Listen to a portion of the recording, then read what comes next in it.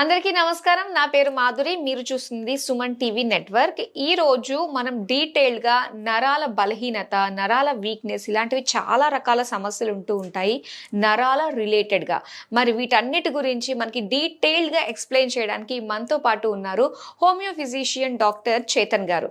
నమస్కారం డాక్టర్ గారు. నమస్తే మేడం. డాక్టర్ గారు, నరాల బలహీనత ఈ మధ్య కాలంలో ఎక్కువ వినిపిస్తూ ఉన్నాము. అసలు నరాల బలహీనత అంటే ఏంటండి అసలు? ఇప్పుడు ఎవరికన్నా ఫీవర్ వచ్చింది అనుకోండి, వాళ్ళకి జర నీరసంగా ఉంటుంది కదా, వాళ్ళు ఏమనుకుంటారు, అరే నాకు నరాలు ఎఫెక్ట్ అయిపోయినాయి అనేసి అనుకుంటారు. మళ్ళీ కొందరికి కాళ్ళు లాగడం ఉందనుకోండి, నరాల వల్లనే లాగుతున్నాయి అనుకుంటారు. కొందరికి జర ఎక్కువ యాక్టివ్ అనిపిస్తలేదు, అయితే కూడా నరాల ప్రాబ్లం అనుకుంటారు. కానీ ఎన్నోసార్లు నరాల ప్రాబ్లం ఉండొచ్చు, ఎన్నోసార్లు ఉండకపోవచ్చు. ఇప్పుడు ఒక పేషెంట్కి కాళ్ళు లాగడం ఉండే, ఇక్కడ నడుము నుంచి కింద వరకు కాళ్ళు లాగడం ఉండే. ఆ పేషెంట్ ఏమనుకున్నారు, నరాల ప్రాబ్లం ఉందనుకున్నారు. ఎక్కడ ఉంది ప్రాబ్లం అనుకున్నారు, కాళ్ళల్లో ప్రాబ్లం, కాళ్ళు లాగుతున్నాయి కదా, ఈ కాళ్ళ నరాల ప్రాబ్లం అనుకున్నారు. కానీ యాక్చువల్గా ఏం ప్రాబ్లం ఉండే తెలుసా, ఆ పేషెంట్కి లంబార్ రీజన్లో డిస్క్ బల్జెస్ అయినాయి, డీజనరేటివ్ చేంజెస్ అయినాయి. అయితే మెయిన్ నరం నడుములో ప్రాబ్లం ఉండే, దానివల్ల ఏమవుతుంది, అది స్పైనల్ కార్డ్ కంప్రెస్ అవుతుంది. ఆ కంప్రెస్ అవ్వడంతోటి ఈ కాళ్ళు మొత్తం లాగుతున్నాయి. కరెంట్ అయితే ఇడికెళ్ళే వస్తారు కదా, నరాలు ఏం చేస్తాయి, బ్లడ్ క్యారీ చేయవు ఇక్కడక్కడ, ఓన్లీ కరెంట్ పాస్ చేస్తాయి.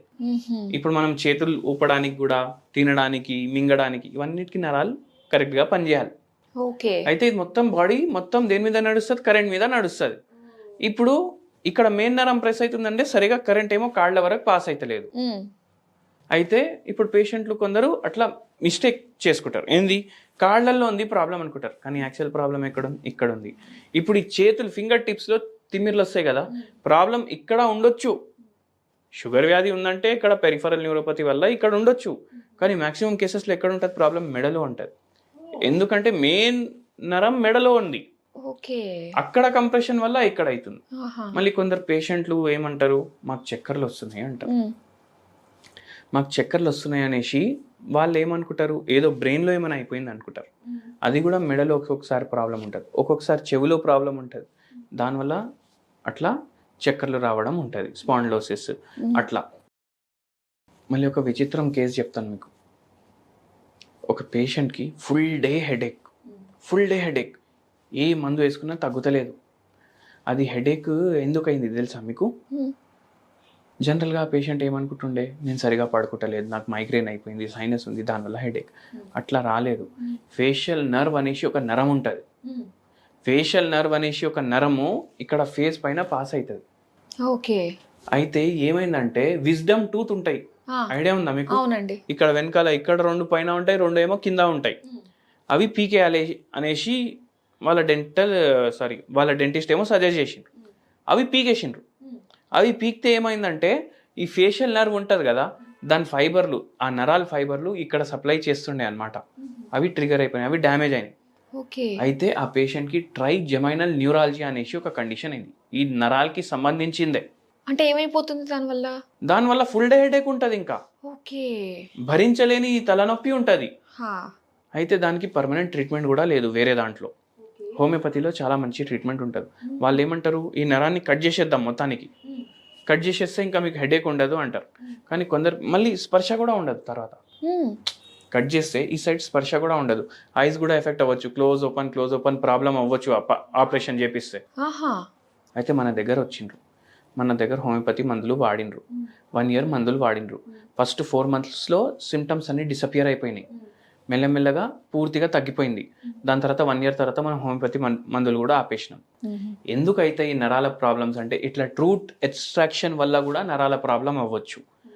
మళ్ళీ మనం పిల్లో సరిగా పెట్టుకోక, కొందరికి గట్టి పిల్లోలు కావాలి, అరే మాకు గట్టిది కావాలి లేకపోతే మాకు నిద్ర రాదు అంటారు. అట్లాంటి వాళ్ళకి కూడా అవుతుంది. ఇప్పుడు ఎన్నోసార్లు ఏమవుతుంది, స్ట్రెస్లో వెళ్ళిపోతాడు పేషెంట్, ఏం ఆలోచించినా ఒక సమాధానం రాదు ఆయనకు. అట్లాంటప్పుడు కూడా స్ట్రెస్ వల్ల కూడా ఒక్కొక్కసారి నరాల ప్రాబ్లం వస్తుంది. బీపీ వ్యాధి వల్ల వస్తుంది, బీపీ గోళీలు వేసుకోవడం వల్ల నరాల ప్రాబ్లం అవుతుంది. మళ్ళీ షుగర్ వ్యాధి, షుగర్ గోళీలు, దానివల్ల కూడా నరాలు ఎఫెక్ట్ అవుతాయి. అంటే ఇది పలానా ఏజ్ వాళ్ళకి మాత్రమే వస్తుంది అనుకోవడానికి లేదు. అయితే లేదు ఎవరికన్నా రావచ్చు. సో ఇప్పుడు ఒక సిండ్రోమ్ కూడా నడుస్తుంది, జీబీ సిండ్రోమ్ అనేసి, గలెన్ బార్ సిండ్రోమ్ అనేసి. ఇప్పుడు చాలా మందికి అది ఎఫెక్ట్ చేస్తుంది. అది కూడా నరాలనే ఎఫెక్ట్ చేస్తుంది. అంటే కరెంట్ పాస్ అవుతుంది కదా నరాలది, అది సరిగా పాస్ అవుతలేదు. ఎందుకంటే పేషెంట్ల మైలిన్ షీట్ డ్యామేజ్ అవుతుంది, ఆటో ఇమ్యూన్ డిసీజ్ లాగా వస్తుందన్నమాట. అంటే రీజన్ ఏంటంటారు ఈ డిసీజ్ రావడానికి? ఈ డిసీజ్ రావడానికి రీజన్ ఏంటంటే, ఇప్పుడు కోవిడ్ తర్వాత, కోవిడ్లో మనం ట్రీట్మెంట్లు తీసుకున్నాం, స్టెరాయిడ్లు వేసుకున్నాం, వ్యాక్సిన్లు తీసుకున్నాం, మళ్ళీ కోవిడ్ తోటి మొత్తం డెత్ని చూసి మళ్ళీ రిటర్న్ వచ్చినాం. అవును. అయితే అట్లాంటి వల్ల బాడీలో ఏమేమి ఎఫెక్ట్లు అవుతున్నాయి ఇప్పుడు వరకు తెలియదు. ఇప్పుడు ఎట్లయిపోయిందంటే, ఒక పేషెంట్కి ఇప్పుడు వెయిట్ లాస్ కోసం ఇంత బాధపడతారు కదా కొందరు, అరే వెయిట్ లాస్ అయితే లేదు, వెయిట్ లాస్ అయితే లేదు.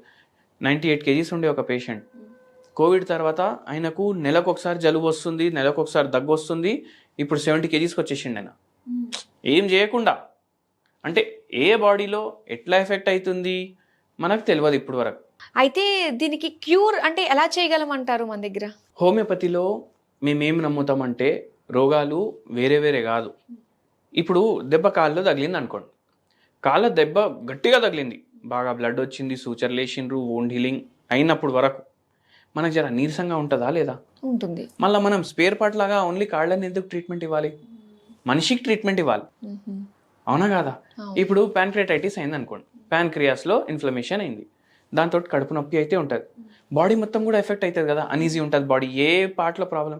ఓన్లీ ప్యాన్క్రియాస్కి ట్రీట్మెంట్ ఎందుకు ఇవ్వాలి? రూట్ కాజ్ని మనం ట్రీట్ చేయాలి. సో అందుకే మనం పేషెంట్లతోటి గంటలు గంటలు కూడా మాట్లాడతాం. ఇప్పుడు ఒక పేషెంట్కి డిప్రెషన్ ఉండే, యాంగ్జైటీ ఉండే, దాంతోపాటు ఆ పేషెంట్కి మోకాలు నొప్పి ఉండే, మోకాలు నొప్పి ఉండే, మళ్ళీ ఆపరేషన్ కంపల్సరీ చేయించుకోవాలన్నారు. కానీ అది సమాధానం కాదు కదా. మనం పేషెంట్ తోటి మొత్తం మాట్లాడి, మైండ్లో ఏం ప్రాబ్లం ఉంది, బాడీలో ఏం ప్రాబ్లం ఉంది, పేషెంట్ ప్రకృతి ఎట్లుంది, ఇవన్నీ చూసుకొని మందిస్తాం. మీకు మేమేమంటామంటే, రోగం వేరే వేరే రూపంలో మీ బాడీ పైన కనిపిస్తుంది. అది మైండ్లో కూడా కనిపించవచ్చు, బాడీ పైన కూడా కనిపించవచ్చు. రోగం అనేది ఒకటే, దాన్ని బాడీలోకి వెళ్ళి బయటికి తీయాలి. ఓకే, అట్లా మేము అట్లా చేసి ట్రీట్మెంట్ ఇచ్చి పేషెంట్లకు తగ్గిస్తాం. మళ్ళీ ఒక మంచి హోమ్ రెమెడీ కూడా చెప్తాను నేను, నరాల బలహీనతకి చాలా మంచిగా పనిచేస్తుంది. ఓకే. ఇప్పుడు షుగర్ వ్యాధితోటి బాధపడి నరాలు ఎఫెక్ట్ అయిన వాళ్ళు చాలామంది ఉంటారు. ఒక పేషెంట్ ఎట్లొచ్చిండ్రు, సార్ నాకు స్పర్శ తెలుస్తలేదు పాదాల కింద, నేను నడుస్తుంటే గాల్లో తేలినట్టు ఉంటుంది అనేసి అంటున్నారు. అయితే ఏమవుతుందంటే, చిన్న చిన్న దెబ్బలు తగులుతాయి, షుగర్ ఏమో కంట్రోల్లో ఉండలేదు, ఆ దెబ్బ ఏమో ఇంత పెద్ద అల్సర్ లాగా అయిపోతుంది. ఓకే, అవును. సో అట్లా చాలా బాధపడుతుండే. మళ్ళీ కాళ్ళు లాగుడు, మెడ నొప్పి, చేతులు లాగడం, ఫుల్ డే నీరసంగా ఉండడం. ఇప్పుడు ఆయన ఏమంటున్నాడంటే, నేను రిటైర్ అయిపోయినా, నాకు షుగర్ కంట్రోల్లో ఉండలేదు, సోఫా మీద కూర్చుంటున్నా, టీవీ చూస్తున్నా, నా జిందగీ మొత్తం ఆ సోఫానే అయిపోయింది, ఇంకా లేచి ఇక్కడక్కడ తిరుగుడు కూడా నాకు అలసట అనిపిస్తుంది అన్నాడు.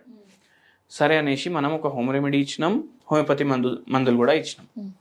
హోమ్ రెమెడీ ఏమి ఇచ్చినామంటే, మనకు దాల్చిని చెక్క ఉంటుంది, పౌడర్ చేసుకోవాలి, ఇంట్లోనే తయారు చేసుకోవాలి పౌడర్. ఎందుకంటే బయటికి వెళ్ళి మనకు దాల్చిని చెక్క పౌడర్ దొరుకుతుంది, అది 100% దాంట్లో చెక్క పౌడరేనా లేకపోతే ఏమైనా సిమెంట్ పౌడర్ కలిపేసి ఇచ్చినా మనకు అర్థం కాదు. దాన్ని అడల్ట్రేషన్ ఆఫ్ ఫుడ్ అంటారు.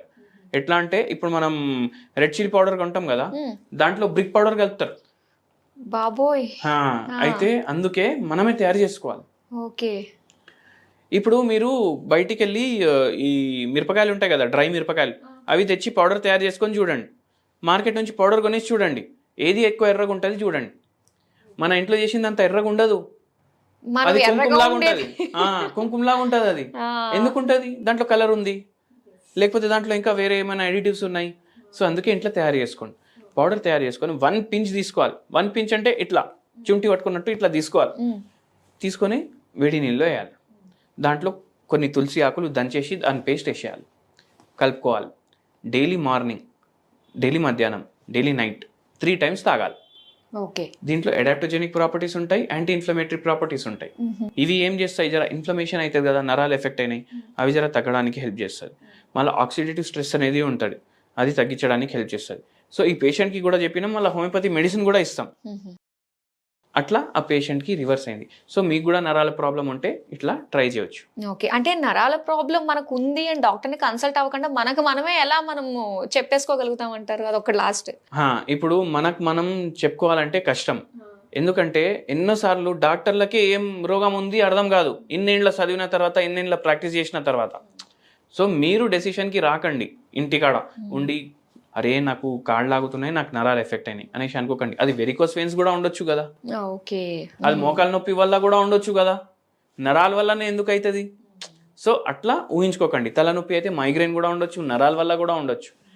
సో ఒక్క కన్క్లూజన్కి రాకండి. Thank you so much doctor, చాలా డీటెయిల్గా తెలియజేసినందుకు ధన్యవాదాలు.